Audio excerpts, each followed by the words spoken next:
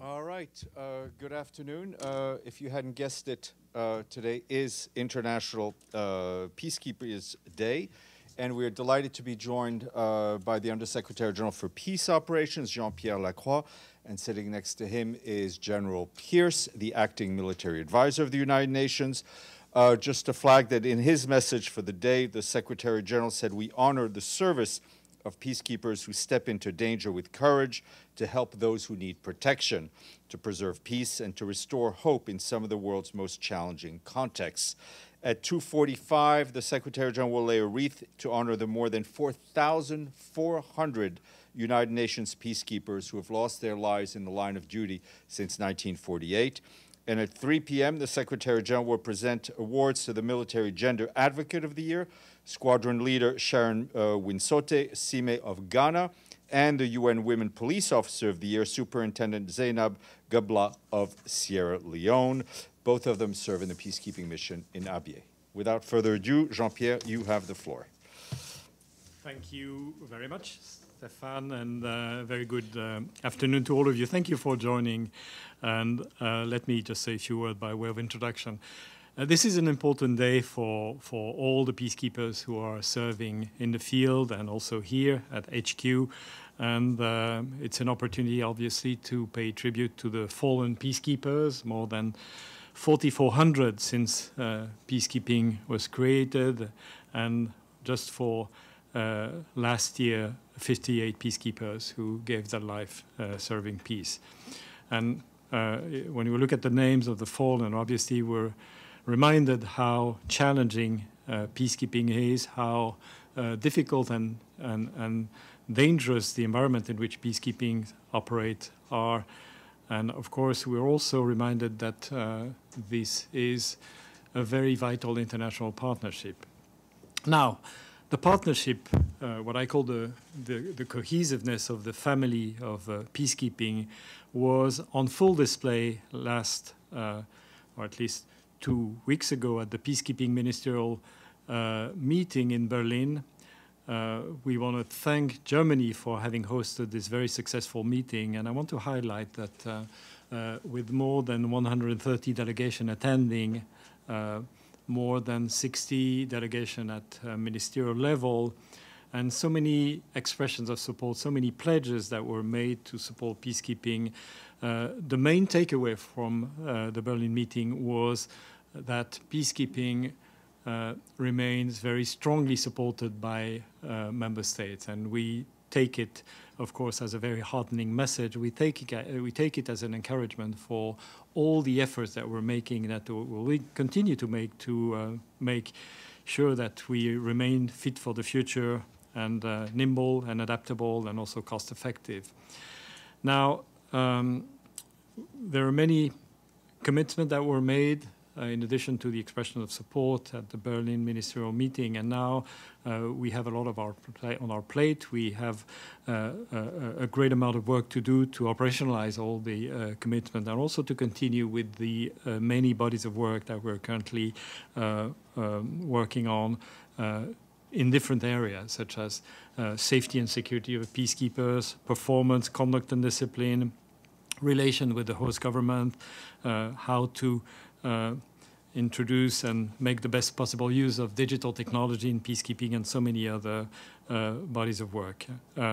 All these activities are grouped under the Action for Peacekeeping initiative. We're currently in the process of updating this initiative, in other words, looking at what has provided or resulted in good outcomes and where we still have challenges and difficulties and more work needs to be done.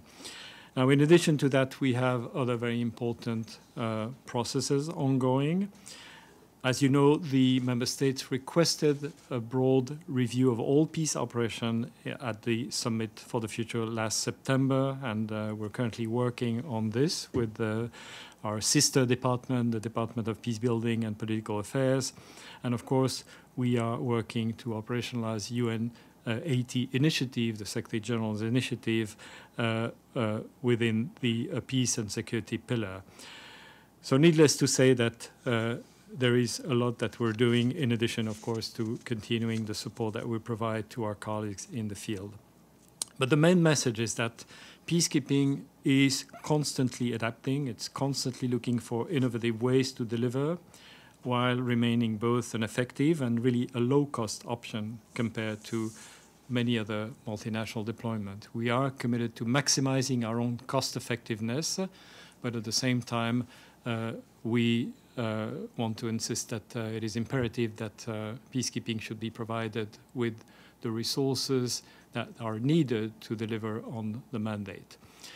Of course, this is all happening against the backdrop of a challenging situation on the ground. Needless to say, most of our mission have a deteriorated political and security environment. And of course, if you want to have, looking at, with hindsight, at the difficulties and challenges and really dangers that some of our mission went through over the last couple of months, UNIFIL, DRC, to some extent also UNDOF on the Golan Heights, and frankly, most other peacekeeping missions, then that tells us how challenging the work of peacekeeping is, but at the same time, that also tells us that the peacekeepers are making a critical difference on the ground in spite of all these challenges. And I want to insist that by preserving ceasefire, by preventing the resumption of violence in those environments, by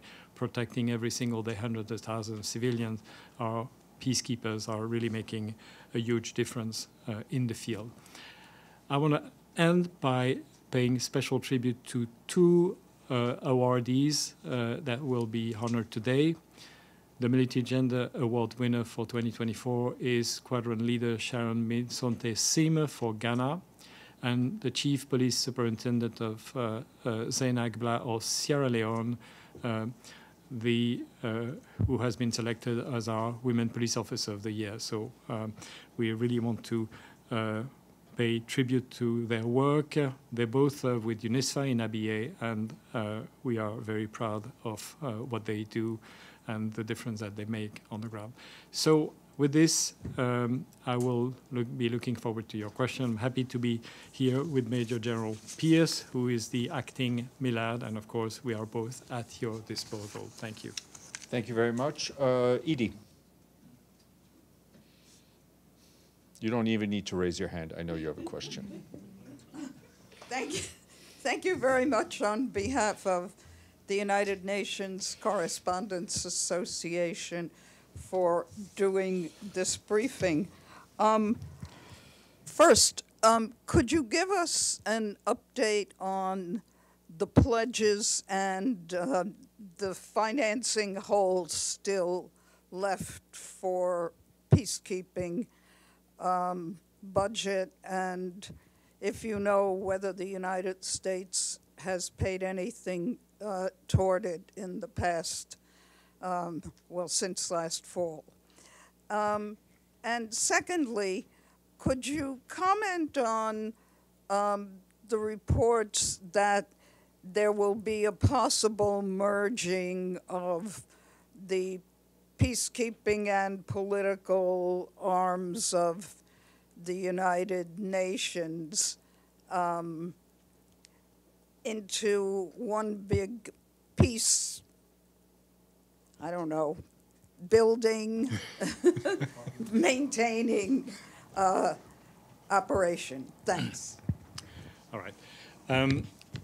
Regarding the pledges that were made by member states, I think, first of all, they're public, and we're happy to, of course, share with you the list of pledges, and I won't go into the details, but suffice it to say that we received a very significant amount of number of pledges that are covering the needs that we have expressed, because you know that prior to the meeting, we share with member states a shopping list with a list of capacities that we need, covering both units, individual personnel, specific skill set, but also training.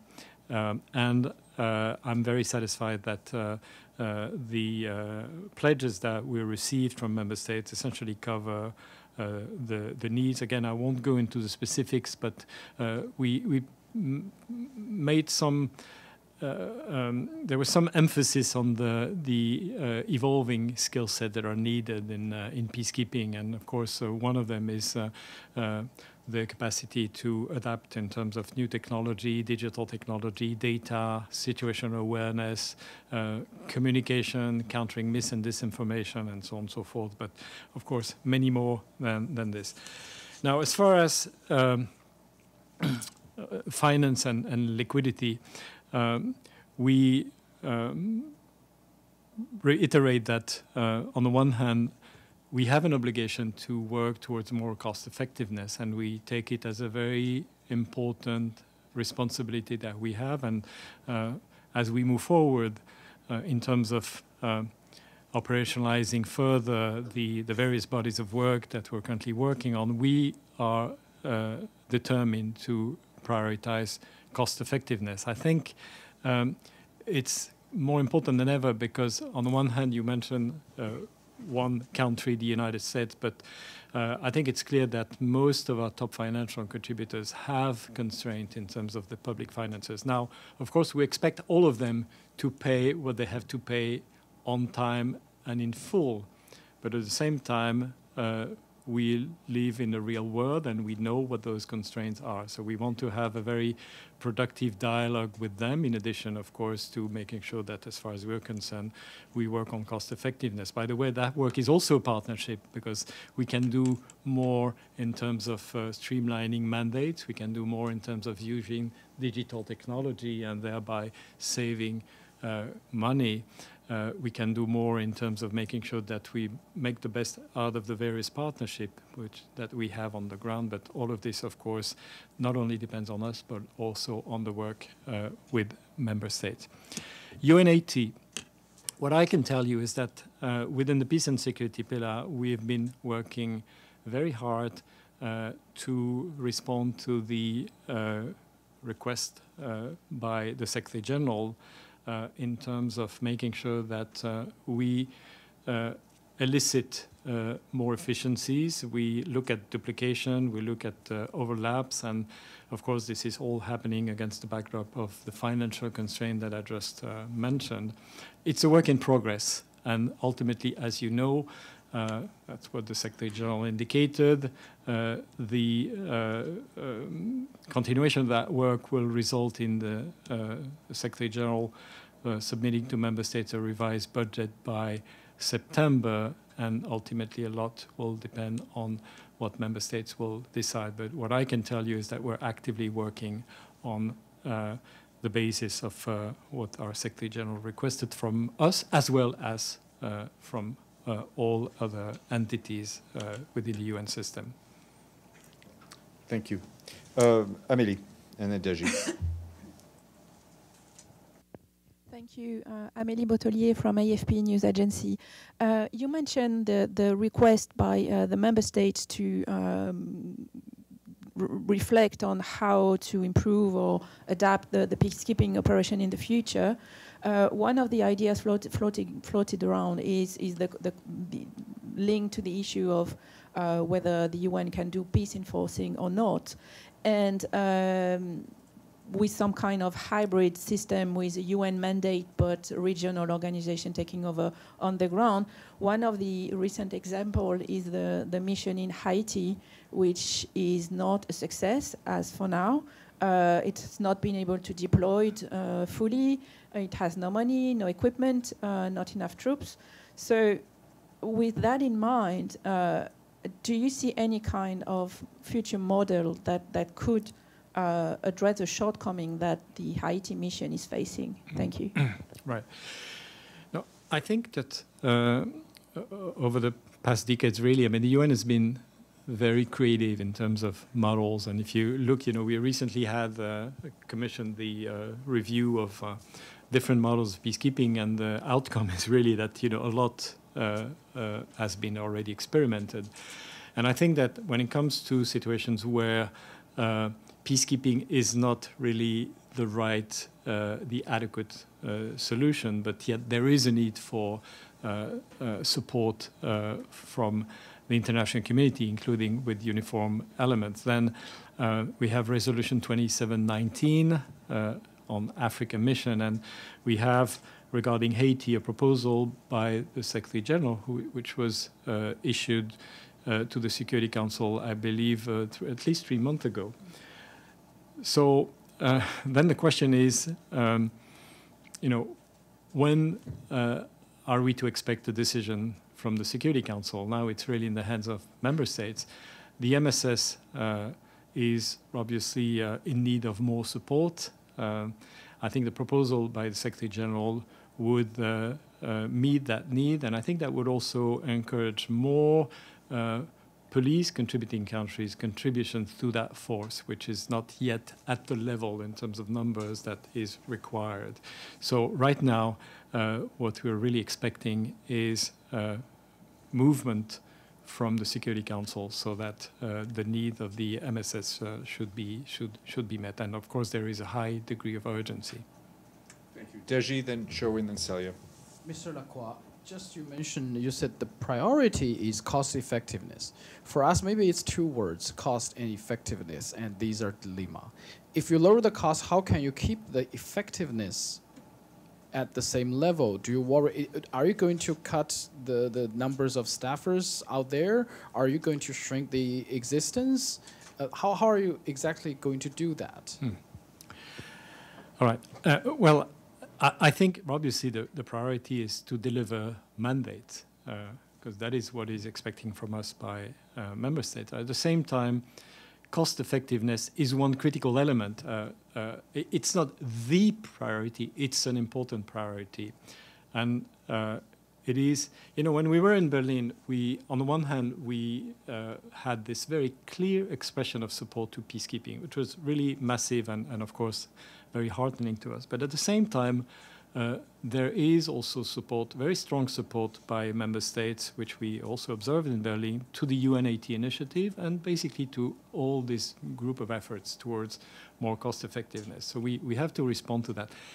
This is not something that we discover.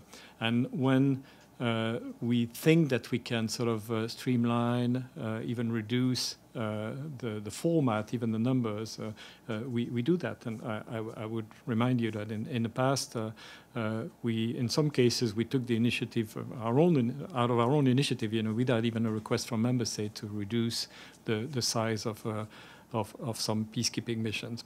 But it's not only about reducing, it's also about imagining how we can be more effective with different kind of measures. Digital technology can be very important.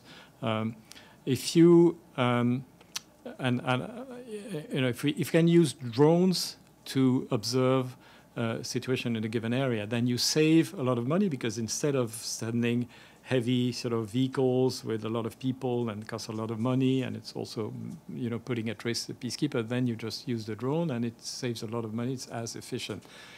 That requires the consent of the host government, by the way. So it's all of this has its sensitivities. What my good brother, friend, and colleague Yoshikare is doing in terms of renewable energy, recycling water, environmental strategy, all of this is critically important, both from the point of view of effectiveness, safety and security, and saving money. And there is a lot more that can be done. Of course, prioritizing mandate is also very relevant.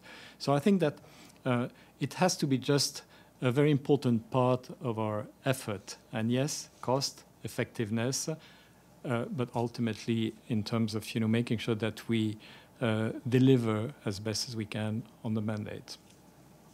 Thank you. Sherwin, then Celia. Good afternoon, PSG. I wonder if you could give us an update on the situation in the DRC, MONUSCO in particular. Who's in control of Goma and Bukavu? Are MONUSCO troops still confined to their bases, or has freedom of movement been restored completely? And what is your broad assessment of the current conditions on the ground? Right. Well, we have obviously a mixed and complex situation at DRC. As far as MONUSCO is concerned, more than 60% of the mission is out of the M23 controlled areas. In a way, it keeps in those areas, which is essentially covering what we call the Grand Nord, the northern part of North Kivu and Ituri. The MONUSCO continues to do what it is mandated to do in terms of protection of civilians. Many IDP camps with very high numbers of IDPs protected by our peacekeepers, and a lot of work in terms of protecting the civilians against the hostile activities of armed groups. Now, when it comes to the M23 controlled area, of course, it's more challenging. We continue to face restrictions and limitation to what we can do, and I think it's important that the messages coming from the Security Council should be heeded by the parties, including in the M23. There needs to be full freedom of movement for MONUSCO to be able to implement its mandate everywhere. Now, the good news is that there are diplomatic efforts that are ongoing, and of course with the African efforts in the lead, the African Union, the sub-regional organization, Eastern African Community, as well as SADC. There are other stakeholders involved, Qatar, the United States. All of this, I believe, is very helpful. We have a very good Security Council resolution, which was adopted unanimously and has all the good messages. But I think there's more that needs to be done with the purpose of achieving, first of all, a ceasefire. Violence has somewhat subsided, but it's still there. So achieving a ceasefire. MONUSCO is ready to deploy elements to monitor the respect of a ceasefire as soon as it will materialize. And then, of course, we need to continue, on the one hand, doing as much as we can to protect civilians and deliver on the mandate in the field, but also very much supporting those diplomatic efforts, because ultimately this is how we will achieve a durable peace in the Eastern DRC. What's your estimate in terms of how long this mission will continue? I know there are various permutations. It's a tough question, but I mean, you're the guy, right?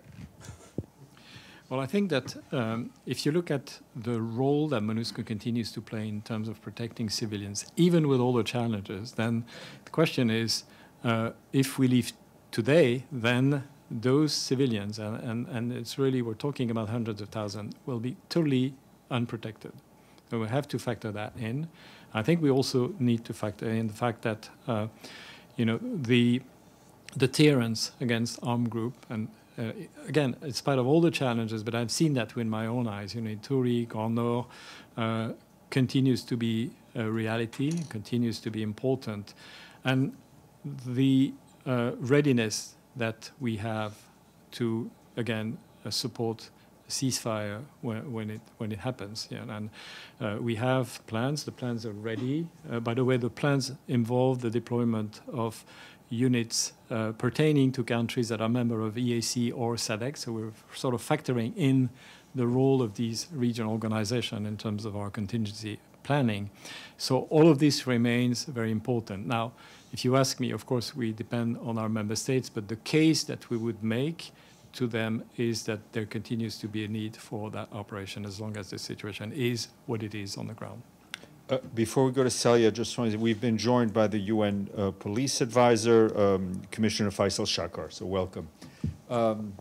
Celia. Mr. Lacroix, will DPO merge with DPA? And if so, should it be good for African mission? How do you see it?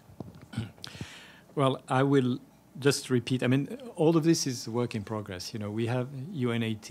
We have been working, following the guidance of the Secretary General, within the peace and security pillar, including working very closely with the Department of Peace Building and Political Affairs. I think a few general ideas emanating from that common work has been alluded to by the Secretary General in various pronouncements from him. But ultimately, there are still many steps that have to be made, before the work is final. It has to go to the Secretary General. Secretary General has to make a decision on the various proposals that will come from us as well as from the other entities, across the system.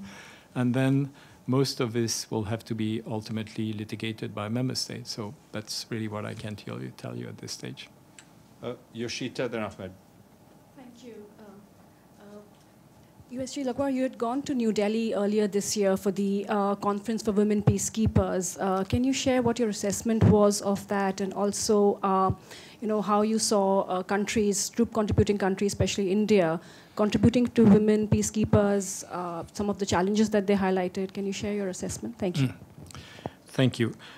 Yes, I really wanted to go to New Delhi and to that conference, first of all, because India is a very important troop and police contributing country. It's also a very important supporter of peacekeeping, beyond the important contribution of men and women from India, but also in terms of supporting various efforts. I'm thinking in particular, but there are many other examples of the lead from India on the accountability for crime against peacekeepers. Now, women in peacekeeping, for us it has two dimensions. It's more women in peacekeeping, which guarantees a more effective peacekeeping, and it's more empowerment of women through peacekeeping, that in terms of the role of women in political processes, their empowerment, making sure that they are part and parcel of all these peace building and peacekeeping efforts.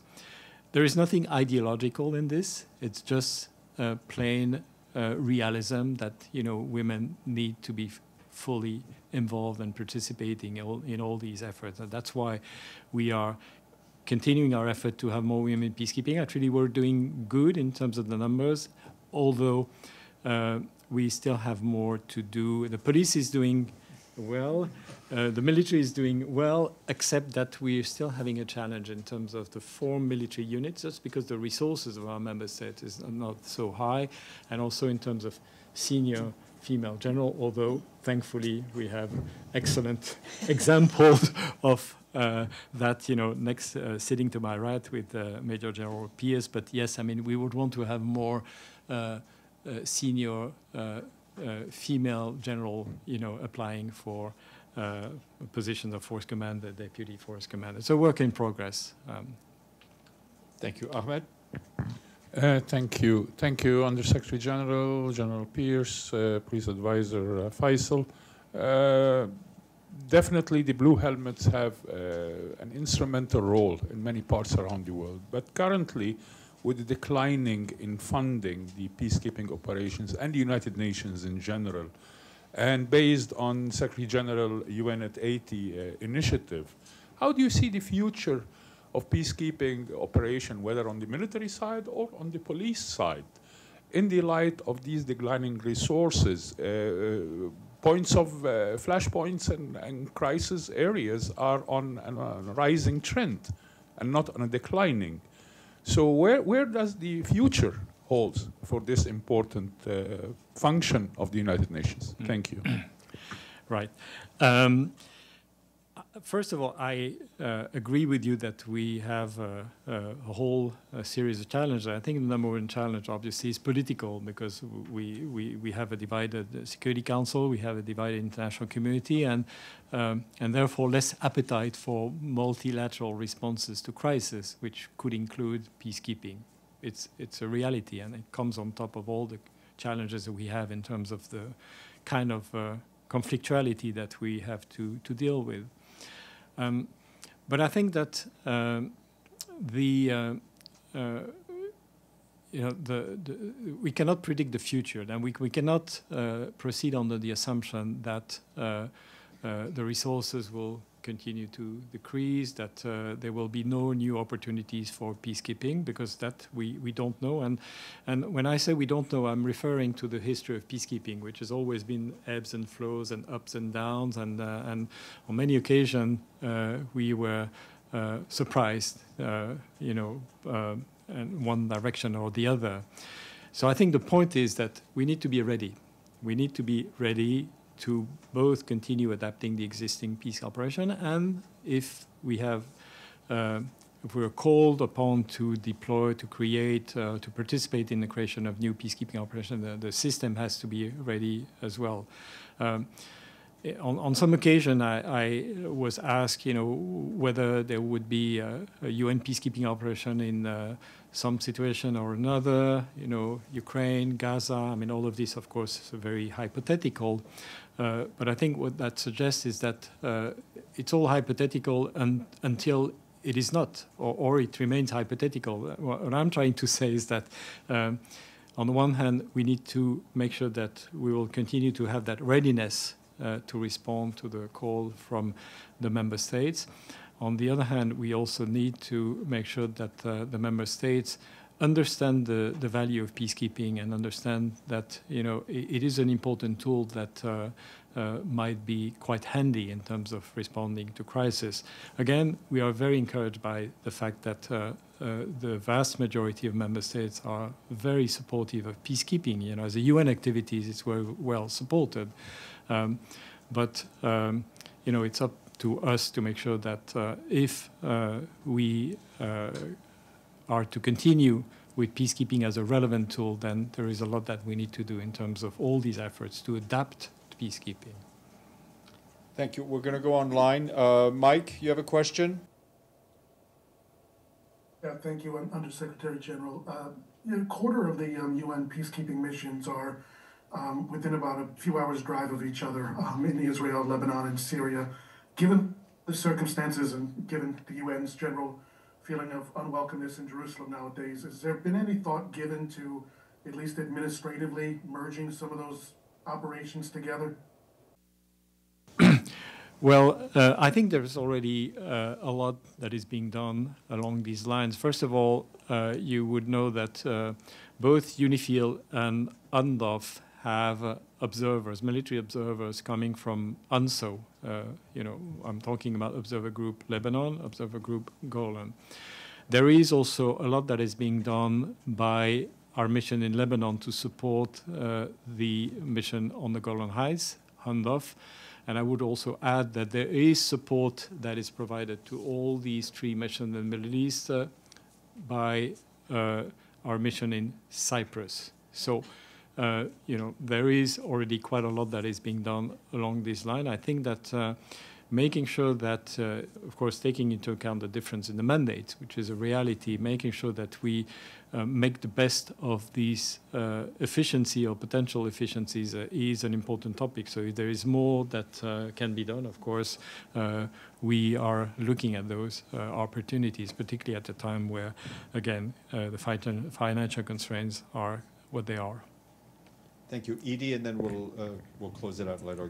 I just wonder if we could hear from General Pierce and the police commissioner on your thoughts on the future of peacekeeping and what you see as the big challenges ahead.